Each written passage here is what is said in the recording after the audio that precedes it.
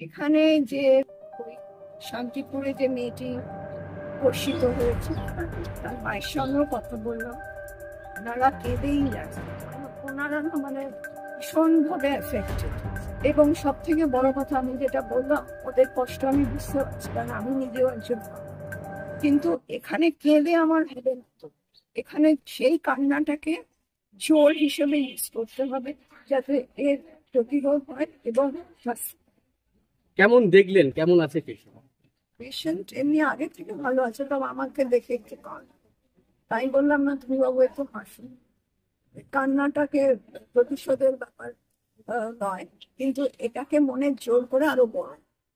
যেটা জানা গিয়েছে এই নির্যাতিতা পরিবার বিজেপির সমর্থক, এই কারণে কি এই আক্রমণ? সেটা কি করে বলবো, সেটা তো জানি না, তবে এটা একটা মানবিক দিক থেকে আমি বলতে পারবো এটা খুব ভিন্ন।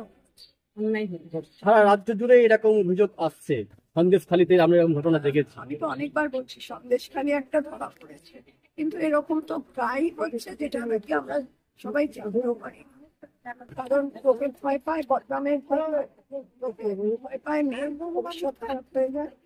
আর তার চেয়েও বড় কথা, আবার ওদের পেছনে।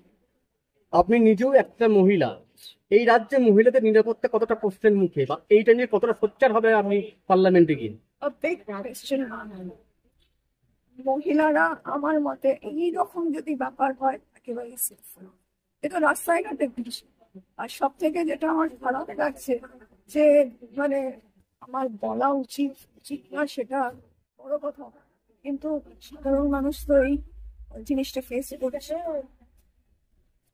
আরেকটাও কথা, যে যারা ফেস করছে তারাই হচ্ছে মেয়েটির বাবা নেই, মা তুমি ছেলে মেয়েকে বড় করছে, তার কি অবস্থা? তার নিজের হাই সুগার, সে মানে এখন পড়ে আছে মেয়ের কাছে, তাকে কে দেখে? আপনি যদি জয়ী হয়ে পার্লামেন্টে যান, সেক্ষেত্রে কি এই রাজ্যে নারী নিরাপত্তা নিয়ে সোচ্চার হবেন? আমি নিজে একজন নারী, তো সেখানে নারীর সম্মানটা তো বিশাল ব্যাপার। এই আপনি নিজে একজন নারী, আপনি নারীর সম্মান নিয়ে ভাবছেন, এই রাজ্যের মুখ্যমন্ত্রীও তো নারী, তিনি কি রাজ্যের নারীদের নিরাপত্তা বা সম্মান নিয়ে ভাবছেন না?